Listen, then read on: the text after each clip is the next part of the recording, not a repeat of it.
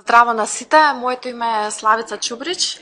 Во моментот работам во мисијата на ОПСЕ во Скопје, претходно работев како правник во Европскиот суд за човекови права од 2007 година до 2011, а претходно во 2006 работев како стажант.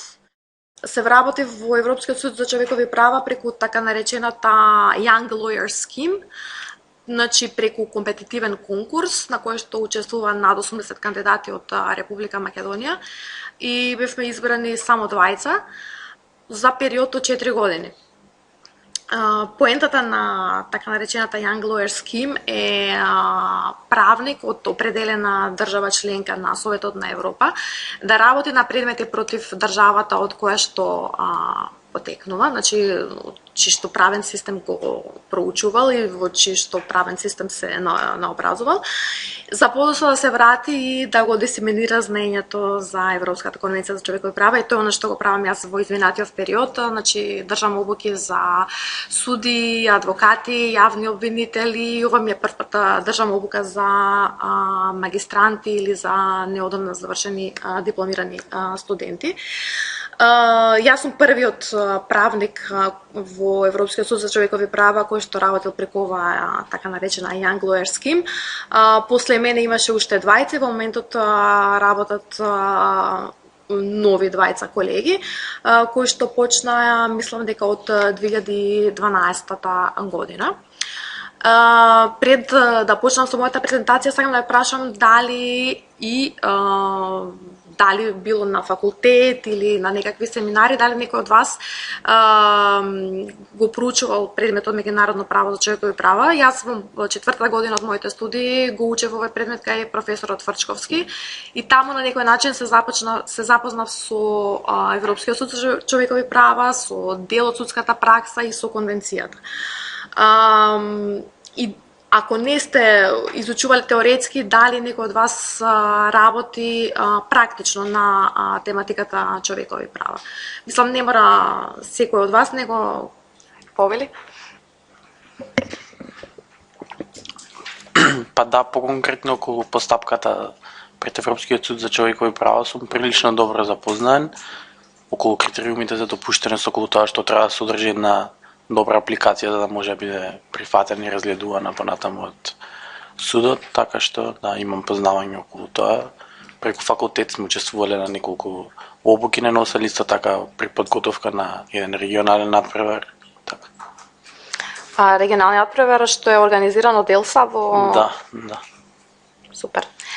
Дали колку сте запознаети со веб страницата, тоест датабазата на судот каде што се објавуваат пресуди, одлуки и комуницирани предмети, или ХУДОК? Да, запознаен сум и мислам дека е прилично лесно за пребарување преку филтрите кои што постојат таму, нели се селектира дали сакаме повреда или не повреда, кој член, понатаму може нели по клучни зборови да се пребарува и добар дел од пресудите се преведени на македонски јазик. Сега баш вчера прочитав дека и бирото кој што е нели орган во состав на Министерството за правда, некоја своја веб страница промовирала, каде што ќе има целата датабаза, така што да.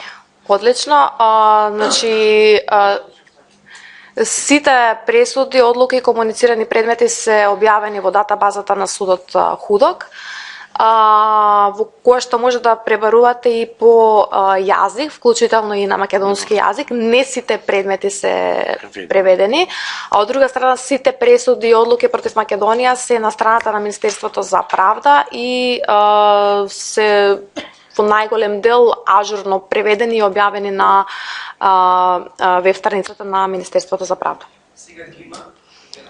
Сега поново ги има и мислам дека сега ги поставија пред недела дена записниците од меѓу министерската комисија што е во Македонија во однос на извршувањето. Што е интересно, кој сака да ги следи. Да. Иако за жал не се одржала состанок на меѓуминистерската комисија, од март мислам дека беше минатава година. Последниот? Да. Добро, за извршување ќе имате посебно предавање. Сега ќе почнам со мојата презентација. Пред да почнам, значи во фолдерите на сите ви е поделена конвенцијата и водеч за критериумите за допуштеност. Сакам да истакнам дека кога јас работам на предмети, на истражување или на некакви си правни анализи, секогаш се водам од англискиот или францускиот текст на документите, бидејќи тие се официјалните јазици на Совет на Европа, а преводите кои што се објавени на самата страница на Европскиот суд за човекови права не се официјални и судот не презема одговорност за тие преводи. Например, јас имам проблем со како е преведен на членот 13 на англиски right to effective remedy, во македонската верзија стои право на реална жалба. Според мене ова не е соодветен превод и јас би го превела или како право на ефикасен правен лек или право на ефективен правен лек. Само ова е само дел од забелешките кои што ги имам за преводите. Покрај забелешката за преводите, сакам да истакнам дека секогаш кога зборуваме за определени правни термини, како например граѓански права и обврски или например кривично обвинение, да не заборавиме дека кога зборуваме за судската пракса на Страсбург, дека тоа се секогаш автентични или имаат автономно значење и да не ги врзуваме со начинот на кој што ние ги сваќаме во домашното право. Например, по член 6, кривично обвинение не само обвинителен акт, туку секој момент од кој што ситуацијата на жалителот била значително променета. Например, моментот на апсење може да се смета за кривично обвинение согласно конвенцијата. Значи не мора да има обвинителен акт и ова е само чисто како пример да ви укажам дека да не се врзуваме за начинот на кој што ги сваќаме определени термини во домашното право. Во однос на самата постапка на судот, значи основни акти со кои што таа е регулирана е пред се конвенцијата и тоа од член 19 до член 51, а понатака овие одредби се подетално уредени со деловникот на судот кој што е ажуриран во ноември 2016 година и во најголем дел овие одредби се однесуваат на составот на определен судски совет, составот на комитет, како се формира големиот судски совет, како се води постапката, кога се поднесува, кога судот одлучува со пријателско спогодување, кога судот одлучува со унилатерална декларација, кога може да одлучува големиот судски совет или во какви предмети и така натака. Исто така самиот деловник ја регулира во правилото 47 и самата содржина на апликацијата. За овој дел ќе имате посебно предавање. Јас само сакам да направам разграничување како беше во моментот кога во времето, тоест во периодот кога јас работев како правник и како е сега.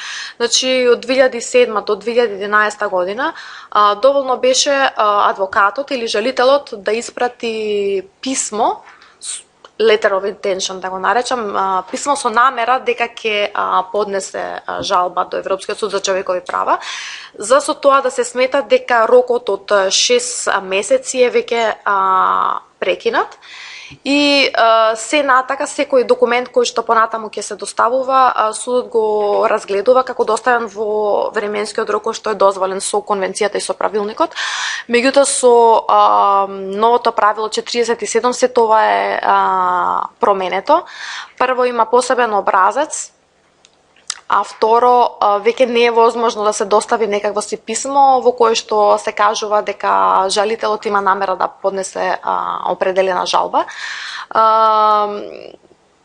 при што нема да биде жалбата отфрлена, меѓутоа ќе биде административно решено и вратена до адвокатот или до жалителот со укажување дека треба да биде надополнета согласно практичните упатства кои што може да ги најдете на веб страница на Европскиот суд за човекови права. И при тоа рокот за 6 месеци тече, значи мора да внимавате дали наредните документи или дали она што е побарано од судот ќе го доставите во соодветниот временски рок. Значи има премногу промени и сите тие промени се раководени од идејата судот да биде поефикасен. Значи една од најголемите критики, најчестите прашања кои што ги добивам на сите семинари на кои што учествувам е дали постапката пред Европскиот суд за човекови права се води во разумен рок. Значи, вие кои што ја следите судската пракса, па макар и само во однос на Македонија, знаете дека има определени предмети кои што за да биде од моментот на поднесување на апликација, комуникација до донесување на пресуда или одлука поминале 8, дури повеќе години. Значи, ова се легитимни критики за судот и она што секогаш го слушаме е дека судот станал жртва на сопствениот успех, одлучува за 47 држави членки во кои што живеат над 80 милиони жители и добива над 50.000 жалби годишно. Од друга страна, во судот работат од 650 до 700 вработени, од кои што само определен дел се правници, така што речиси невозможно да биде одговорено на сите тие жалби кои што судот ги добива во разумен рок. И затоа најголем дел од промените кои што се прифатени во деловникот и во самата конвенција се во насока на подобрување на ефикасноста во постапувањето по индивидуалните жалби. Јас воглавно се фокусирам на индивидуални жалби, ако, како што знаете, постојат и така наречени меѓудржавни жалби, кога една држава поднесува жалба против друга држава, во кој што се повикува на повреди на права и слободи на граѓани на кои што живеат на територијата на таа држава. Во однос на структурата на судот, значи постојат 47 суди, значи за секоја држава членка има на Советот на Европа има определена судија, кој што сепак настапува во свое име, значи не ја застапува државата.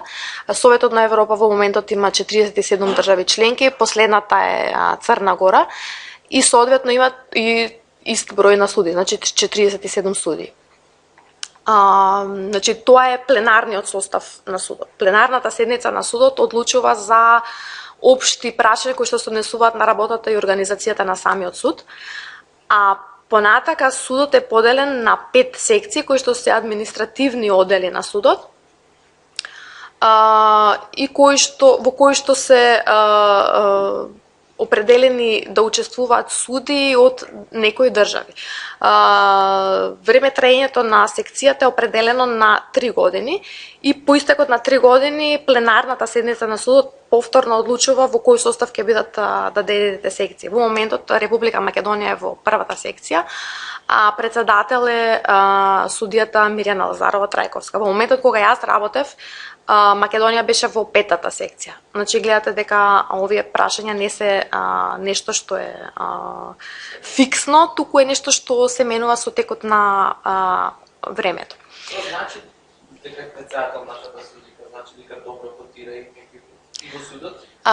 Има некои критериуми се? Да, значи меѓу другото, бидејќи ја избираат самите колеги, значи судиите кои што го се дел од судот, а покрај тоа председателите се избираат по сениоритет, значи по моментот на кој што станале дел од судот. Јас се сеќавам, присуствував на денот кога судијата Мирјана Лазарова Трајковска даваше заклетва, мислам дека беше 1 февруари 2008 година, и на истиот ден даваше заклетва судијата од Унгарија, Андраш Шајо, и судијата од Шпанија, Лопес Гуера, и едниот и другиот се председатели на секција, а покрај тоа судијата од Унгарија Андраш Шајо и мој поранешен професор по уставно право е и подпредседател на судот. Заборавив да напоменам, значи судот, пленарната седница на судот избира председател на судот со мандат од 3 години, а покрај тоа се избират и двајца заменици председатели со мандат од 2 години, како што кажав, значи председател на судот во моментот е судијата од Италија Гвидо Рајмонди, а заменик председател е судијата Андраш Шајо од Унгарија. При тоа сакам да нагласам дека не треба да се мешаат термините секција и судски совет или голем судски совет. За комитет и судија по единица мислам дека е поедноставно, меѓутоа често сум слушнала на семинари или некакви неформални разговори дека се мешаат термините секција и судски совет. Секцијата е само еден административен дел на судот, значи како некаков си одел во нашите судови, а судскиот совет е панелот или советот на судите кој што одлучува во конкретен предмет. Дали знаеме судија поединец во какви предмети одлучува? Не знам колку имате контакт со жалители или дали сте присуствували некои претходни обуки? Добро. Повелете? Кога се работи за предмети у кои што нема значителна штета? Кога е исполнет тој критериум? А дали судски совет може да одлучува во предмет во кој што е истакнат приговор дека жалителот не претрпел значителна штета?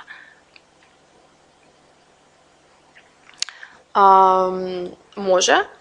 Разликата е што судија поединец одлучува во наједноставните предмети. Например, во предмети за кои што веќе постои богата судска пракса, без разлика дали во однос на државата против која е поднесен предметот или во предмети без разлика од таа држава, туку општо од страна на судот се одлучени такви прашања. Значи, наједноставните предмети ги одлучува судијата поединец. Комитетот на суди одлучува за предмети кои што се дел од така наречената воспоставена судска пракса и оваа формација на одлучување беше воведена со протоколот број 14 од 2010 година и ова е дел од тие промени и реформи на судот за кои што говорев, кои што се во насока на подобрување на ефикасноста во постапување. Ако претходно за должина на постапка во предмети против Македонија одлучуваше судски совет од 7 суди, сега одлучува комитет од 3 суди. Значи, ресурсите човечки може да бидат насочени на предмети кои што се покомплицирани, посложени и кои што наложуваат итност во постапувањето. Судски совет споменав, значи во состав од 7 суди и голем судски совет кој што е составен од 17 суди и 3 суди и заменици. Големиот судски совет е секогаш составен од председателот на судот, замениците на председателот на судот и председателите на секции.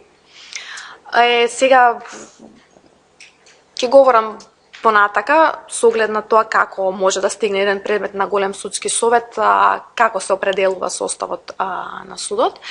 Во однос на тоа што е разликата меѓу секција и совет веќе споменав.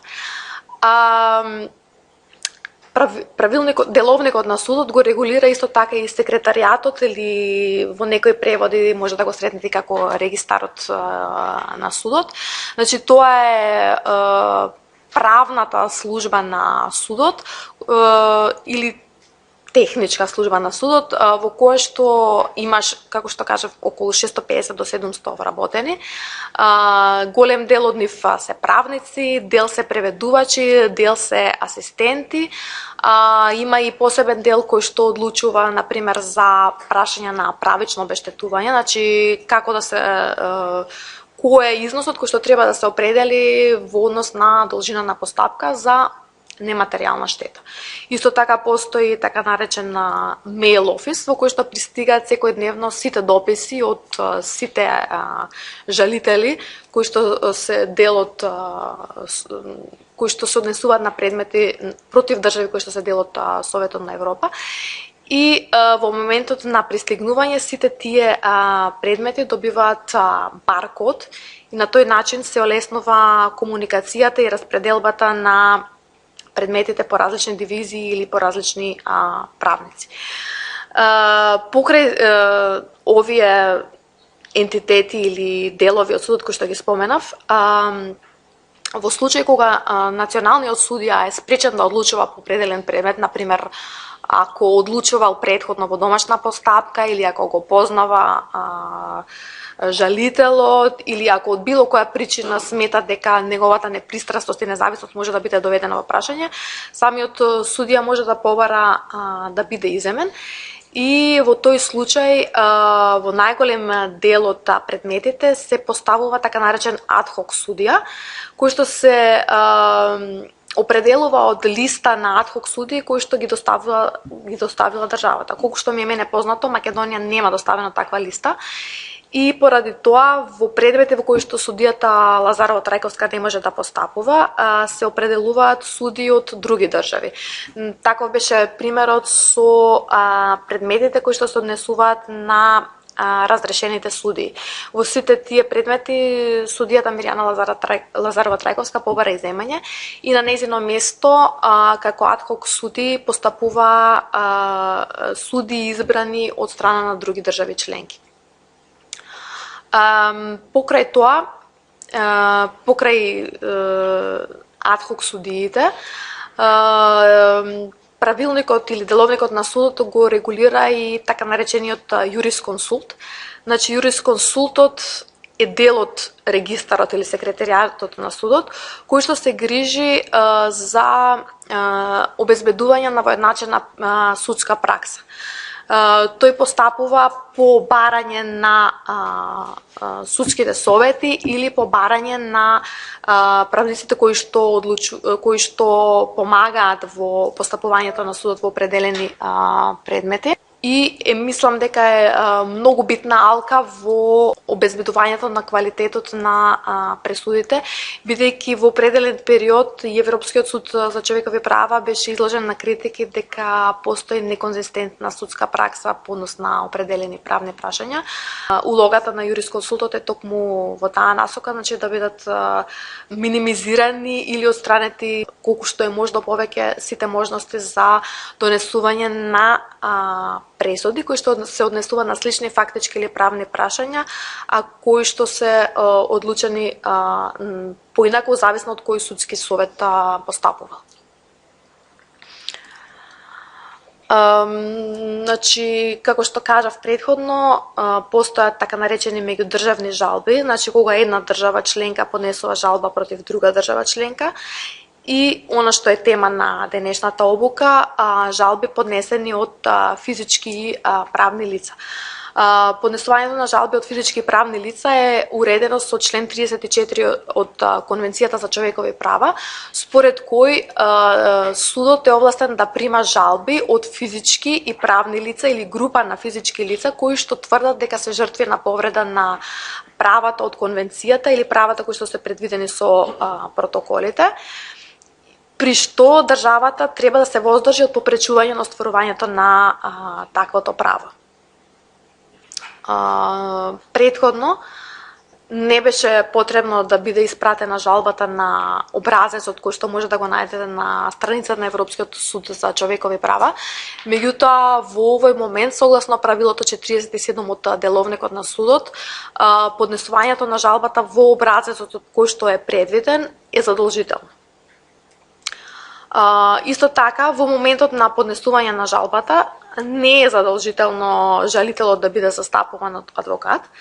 Меѓутоа, од моментот кога жалбата ќе биде комуницирана до тужената влада, значи од моментот кога судот смета дека жалбата отвора определени прашања кои што не може да бидат одлучени од страна на судија поединец, и во моментот кога ќе побара писмени обсервации од страна на државата и потоа и одговор од страна на жалителот, нужно е жалителот да биде застапуван од адвокат, освен по исклучок ако е одобрено од страна на судскиот совет жалителот да биде застапуван од лице кое што не е адвокат или, например, самиот да се застапува. Откако ќе биде примена таквата жалба, поднесена до судот, најпрво се испитува дали се исполнети токму условията кои што се предвидени во правилото 47. Со оглед на тоа дека ќе имате сесија која што подетално ќе бидат анализирани овие услови. Јас само накратко би се осврнала согласно практичните упатства на судот кои што се објавени на веб страницата. Значи, секоја страница од жалбата мора да биде пополнета. Се предпочита да биде пополнета на компјутерски, меѓутоа ако е подпишана рачно или пополнета рачно, тоа треба да биде читливо. Секој дел треба да биде соодветно подпишан, пополнет. За секој навод мора да бидат доставени соодветни докази. Треба да бидат јасно напишани дали и зошто се исполнети условите за допуштеност и на кои конкретно повреди на права се жали на жалителот и зошто. Покрај самата жалба, дозволено е на 20 страни да биде дообјасната жалбата. На тие 20 страни не е дозволено да бидат истакнати нови жалбени наводи. Значи може само да ги објаснувате жалбените наводи кои што сте ги веќе истакнале во самата жалба. Предходно, значи во периодот 2007-2011 кога јас работев, се случуваше некои адвокати да доставуваат покрај значи само намерата за доставување на жалба, да доставуваат само определени пресуди или определени жалби во домашни постапки од кои што судот би требало на некој начин да извлече заклучок дека жалителот можеби се жали на член 8, ако во самата жалба е истакнато жалбено барање само во однос на член 6. Во однос на ваквите жалбени наводи има одлука и против Македонија во предметот Божиновски, во кој што е јасно кажано дека доставувањето на жалби, пресуди или други документи од домашната постапка не представува истакнување на жалбени наводи согласно Европската конвенција за човекови права.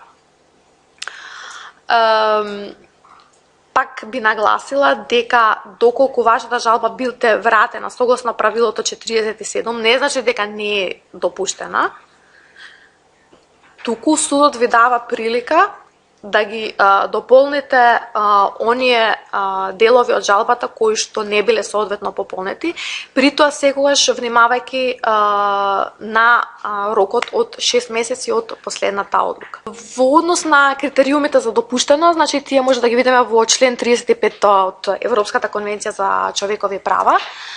Тука се наброени само накусо со оглед на тоа дека ќе имаме посебна сесија за критериумите за допуштеност. Да се навратиме на членот 34 од конвенцијата. Значи, членот 34 ни кажува дека секој физичко лице, правно лице или група на поединци може да поднесе жалба до Европскиот суд за човекови права во која што тврди дека му е повредено некое право од конвенцијата или некое право предвидено со протоколите. Како ова би го поврзале со концептот на статус на жртва? Жртва би било лицето кое што смета дека му е причинета повреда од страна на држава подписничка на конвенцијата и при тоа нели жртвата може да биде директна и индиректна, предолку уставно збор за лице кое што е починато, тогаш например за статус на жртва може да се стекнат и членови на неговото семејство. Одлично.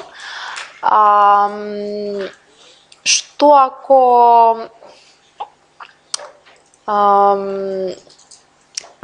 има неколку апликанти, да речеме 5 апликанти, жалбата е поднесена на 20 ноември 2015, еден од апликантите починал октомври 2015.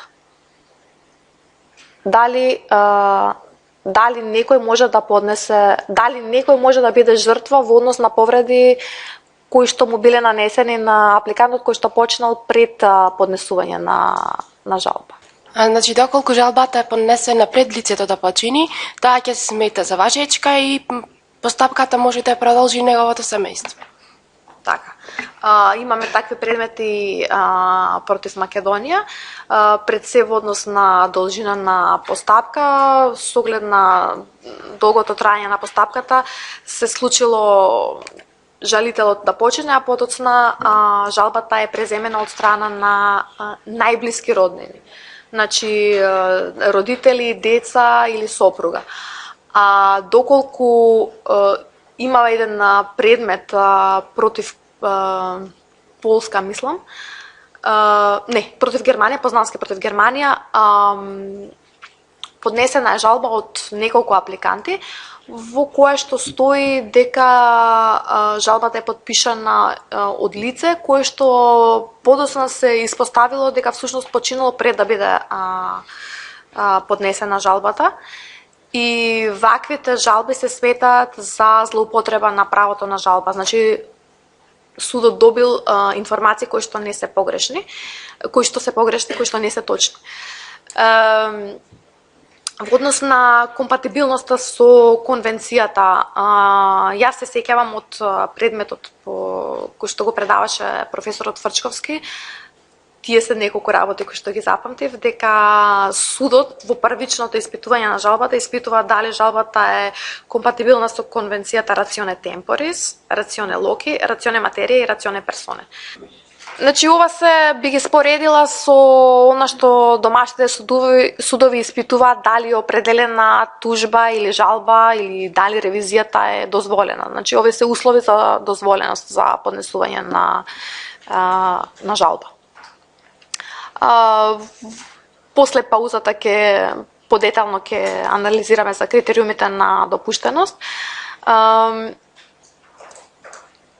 Сега накратко само за видовите на одлуки кои што судот може да ги донесе.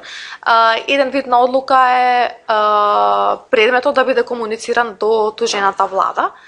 Во минатото најчесто постоеше посебно комуникација, посебна одлука на допуштеност и после посебно донесување на пресуда, меѓутоа со најновите реформи и со напорите да се зголеми ефикасноста, најчесто едновремено е комуницирањето на предмет до тужената влада и едновремено е предлог за пријателско спогодување.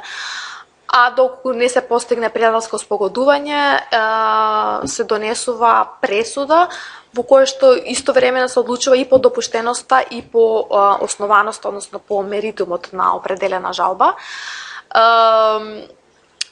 Одлуката за комуникација може да биде од страна на комитет на тројца суди во однос на предмети кои што отворат прашање, кои што се дел од воспоставена судска пракса во однос на определена држава, меѓутоа може да биде исто така и од страна на судски совет.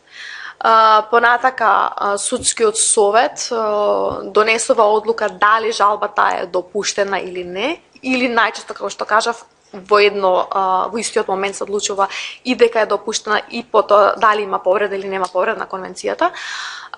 Посебен вид на одлуки се така наречените деплано одлуки. Тоа се одлуки во кои што судот одлучува дека се недопуштени, меѓутоа смета дека не се соодветни да бидат одлучени од страна на судија поединец, а исто така смета дека нема потреба да бидат комуницирани, да бидат побарани писмени обсервации од страна на владата и од страна на жалителот. Во однос на Македонија, колку што ми мене познато, постојат до сега две деплано одлуки. Првата е во предметот Мамудовски, во кое што судот јасно кажува дека во кривична постапка во одредно преиспитување на правосилна пресуда е ефикасен правен лек кој што мора да биде искористен.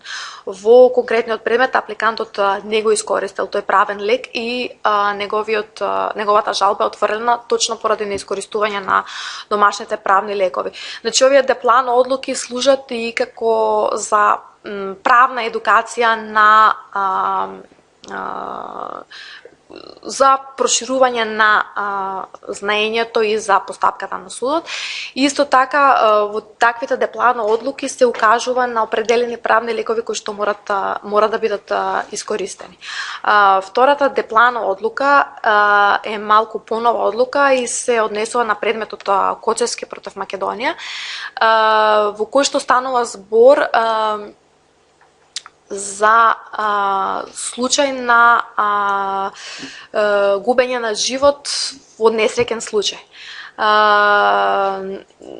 малолетниот син на жалителите, мислам дека беше во Прилеп, играл на некој игралиште во кое што во тек била изградба на ако не се лажам, некакви објекти на Македонски Телеком или некој од телеком компаниите, при што еден од тие столбови паднал и нивниот син го загубил својот живот.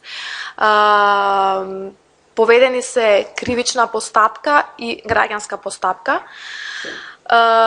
Пред Европскиот суд за човекови права, жалителите се жалат на повреда на член 2, значи повреда на правото на живот. Тука ова деплана одлука не учи дека во случај на загуба на правото на живот, најблиските роднини на лицето кој што го загубило животот може да поднесат таква жалба. Втор битен елемент е тоа што судот истакнува дека во случај на ненамерно лишување од живот, значи станува збор за несреќен случај, не случај за убиство, во принцип доволно како правен лек доволно е само граѓански правен лек или надоместна штета, не е потребна кривична постапка.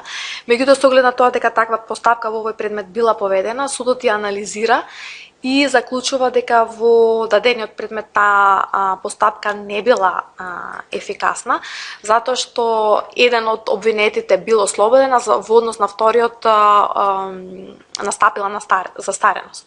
Од друга страна, судот исто така анализира и граѓанската постапка, во која што на жалителите им е определен надомест на нематеријална штета, која што во износ, кој што е прифатлив за судот и кој што судот би го одредил во слични предмети во однос на Македонија или во однос на други држави членки на конвенцијата. Значи, ова жалба е отфрлена како недопуштена со деплана одлука, значи без да биде комуницирано до тужената влада. Мислам дека од ова што веќе го кажав може да направите разлика која е разликата меѓу допуштеност на жалбата и во однос на тоа дали има повреда на конвенцијата и кога се донесува пресуда, а кога се донесува одлука. Значи, допуштеноста се однесува на тоа дали жалбата ги исполнува критериумите од членот 35. Доколку судот одлучи дека жалбата е допуштена, не мора да значи дека ќе утврди повреда на конвенцијата. Значи, тоа е посебно прашање. Доколку се утврди дека жалбата е допуштена, ако има повреда, ќе се донесе пресуда со која што се утврдува повреда на определен член од конвенцијата, или може да се донесе пресуда во која што стои дека судот не наоѓа повреда на конвенцијата. Например, во однос на случајот Нешковска, значи поднесен од мајката на Мартин Нешковски против Република Македонија во однос на член 2, жалителката се жалеше на тоа дека процедуралниот аспект на член 2 е повреден. Меѓутоа, судот одлучи дека начинот на кој што е водена истрагата и со оглед на тоа дека идентификувано лице кое што учествувало во лишувањето на живот на нејзиниот син било согласно стандардите на Европската конвенција за човекови права, при што беа поднесени од страна на жалителите и како доказ дел од прислушкуваните разговори, меѓутоа судот сметал дека нема потреба да се изјасни во однос на таквите докази и дека има основа за да донесе своја пресуда врз основа на оние докази кои што веќе биле поднесени со самата жалба. Значи, Нешковска е пример за пресуда во која што не е утврдена повреда на член на конвенцијата во случајот на член 2. И тоа процедуралниот аспект на член 2. Од друга страна, одлуката може да биде пред се однесува на случај кога судот утврдува дека не се исполнети критериумите за допуштеност и тоа пред се случај кога жалбата е очигледно неоснована. Меѓутоа, судот исто така може да донесе одлука во случај на пријателско спогодување или подесување на унилатерална декларација од страна на владата. Во однос на пријателското спогодување во предмети на Македонија, против Македонија најчесто се однесува на предмети кои што се однесуваат на должина на постапка и ваквите предмети пред се комуницираат од страна на комитет од тројца суди кои што исто така потоа одлучува и по самата одлука. При пријателското спогодување владата потврдува дека било повредено правото на судење во разумен рок и нуди определен износ на пари како надомест на нематеријална штета за повредата која што ја претрпело лицето кое што се жали. Со протоколот број 14 исто така се создава можност за поднесување на унилатерална декларација од страна на владата. Значи во случај да жалителот не се согласи со пријателското спогодување кое му е понудено, владата има право да поднесе така наречена унилатерална декларација во која што владата ќе потврди дека има повреда на правото на кое што жалителот се жали и во кој што ќе понуди износ како надомест на нематеријална штета, но кој што може да биде помал од износот кој што бил првично понуден со пријателското спогодување. Во моментот кога беше воспоставена оваа пракса во предмети против Република Македонија во однос на должина на постапка, мислам дека многу адвокати беа збунети и голем дел од жалителите како може судот да ни ја отфрли жалбата, па ние не се согласивме со унилатералната декларација, меѓутоа согласно деловникот на судот, судот може да го реши предметот со прифаќање на унилатерална декларација поднесена од страна на владата, доколку почитувањето на човековите права го дозволува тоа. При донесување на одлуки со кои што предметот се завршува поради пријателска спогодба или поради прифаќање на унилатерална декларација од судот, таквиот предмет ќе биде избришан од листата на предмети со тоа да секогаш може да биде вратен на листата на предмети. Значи имаше предмет против Србија, во кој што на две лица со ментална и физичка попреченост им беше понудена од страна на државата сума од 7.000 евра, како надомест на нематеријална штета, и предметот беше избришан од листата на предмети. Меѓутоа, по истекот на рокот кој што е предвиден во самата одлука, од тие 7.000 евра на жалителите им беше префрлена сума само од 400 евра и предметот беше повторно вратен на листата на предмети. Владата повторно поднесе пријателско спогодување и во овој случај износот беше детално наведен за кои прашања треба да биде распределен и во кој рок треба да биде исплатен. Исто така има можност судот да одбие унилатерална декларација од страна на тожената влада. Например, во предметот Ранцев против Кипар и Русија, кој што се однесува на трговија со луѓе, владата на Кипар поднесува унилатерална декларација во која што потврдува дека постои повреда на правото на член 4, значи трговијата со луѓе се гледа секогаш се анализира од аспект на член 4, значи забрана за робство и принудна работа, и е понудена определена сума на пари како надомест на нематеријална штета. Меѓутоа, судот го анализира ова и заклучува дека со оглед на тоа дека до тој момент се уште нема судска пракса која што се однесува на трговија со луѓе и со оглед на важноста на прашањето за кое што се одлучува, ја одбива унилатералната декларација и понатака одлучува со пресуда, и тоа со пресуда на големиот судски совет во кој што утврдува повреда и од страна на Кипар и од страна на Русија. Значи, судијата поединец, кажавме, одлучува во поедноставни предмети. При тоа не сите суди од 47 суди постапуваат како судија поединец, туку само определен број на суди со одлука на председателот на судот постапуваат во период од 12 месеци како судија поединец, а домашниот судија, значи судијата Мирјана Лазарова Трајковска, не постапува во предмети против Република Македонија како судија поединец, туку други суди постапуваат. Во однос на видовите на одлуки кои што судијата поединец може да ги донесе е одлука за недопуштеност, значи не се исполнети критериумите за допуштеност, одлука предметот да биде избришен од листата на предмети, например жалителот изгубил интерес, например не одговара на дописи на судот, или жалбата предметот е решен на некој друг начин, или па од некои други причини се смета дека не е оправдано понатамошното постапување по определена жалба. И доколку судијата поединец не може да се одлучи да донесе ваква одлука на недопуштеност, може предметот да го испрати да биде разгледан од страна на комитетот тројца суди или од страна на судски совет, составен од 7 суди. Овие одлуки не може да ги најдеме на ХУДОК, значи не се достапни.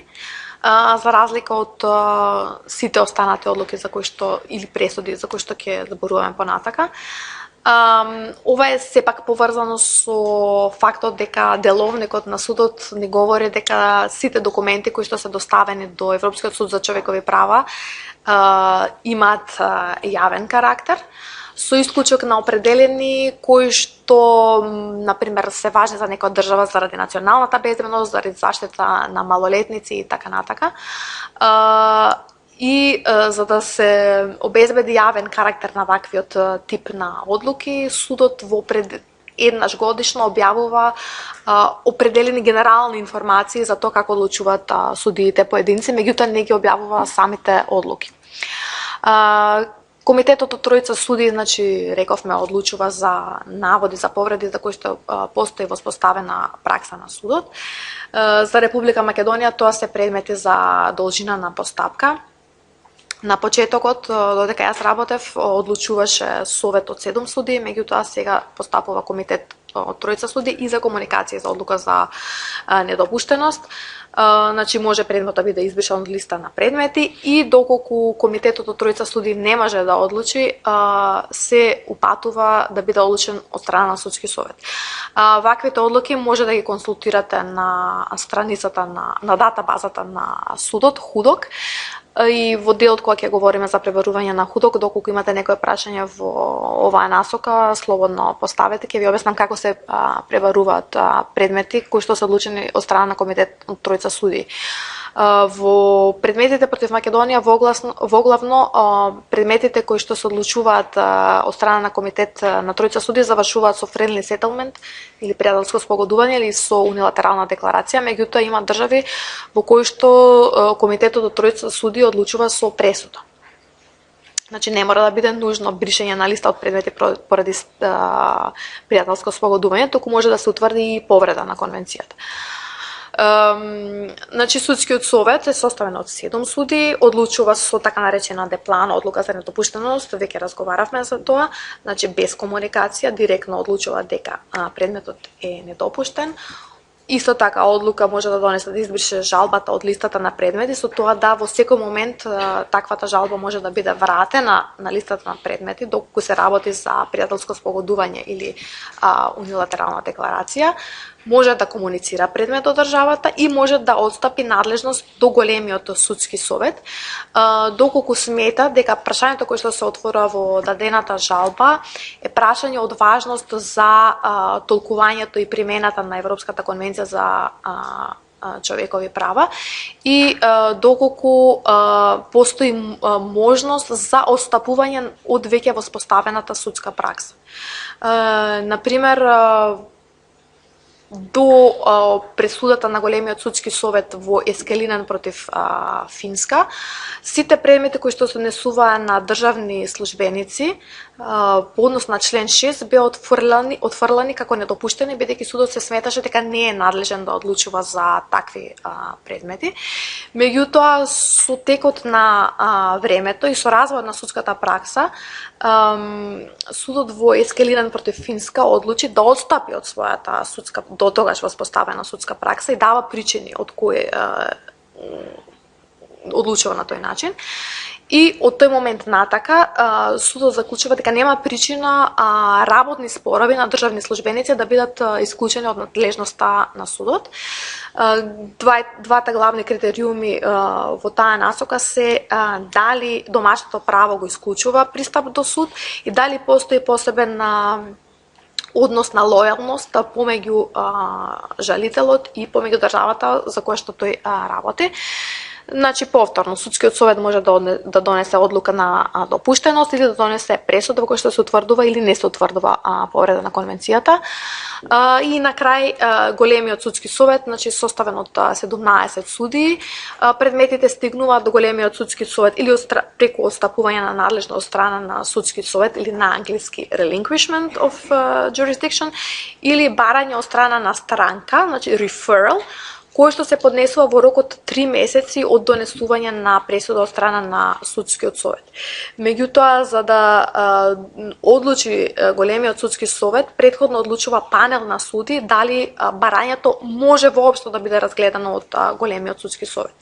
Таков беше случајот со предметот Нешковска, со предметите Полетан и Азировиќ, во кој што жалителите побараа да биде доставено жалбата на разгледување од страна на големиот судски совет, меѓутоа панелот од 5 суди оцени дека барањето не е основано.